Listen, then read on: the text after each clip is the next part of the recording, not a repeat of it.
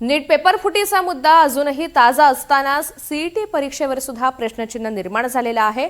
हा प्रश्न निर्माण होण्याचं कारण म्हणजे नांदेडमधील भाजप नगरसेवकाच्या जुळ्या मुलांना मिळालेले गुण आहेत। आरुष आणि अन्वी नेरळकर या जुळ्या भावंडांना इयत्ता 12वीच्या परीक्षेमध्ये सुमारे 55% गुण मिळाले। यानंतर या भावंडांनी महाराष्ट्र सरकारची सीईटी परीक्षा दिली। या परीक्षेमध्ये या जुळ्या भावंडांना थेट 99% गुण मिळालेत। गुणांमध्ये झालेला हा फरक संशय निर्माण करणारा ठरला। महत्त्वाचं म्हणजे या जुळ्या भावंडांचे वडील आशिष नेरळकर हे नांदेडचे नगरसेवक आहेत।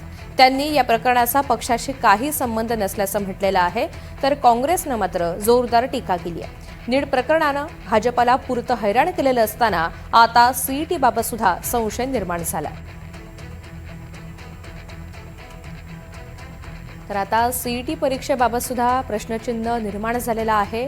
नांदेडमधील भाजप नगरसेवकाच्या जुळ्या मुलांना मिळालेले गुण हे समोर आले आणि त्यानंतर अनेक सवाल सध्या उपस्थित केले जात आहेत। आरुष आणि अन्वी आशिष नेरळकर अशी त्यांची नावं आहेत आणि त्यांना परीक्षेमध्ये समसमान गुण मिळालेले आहेत।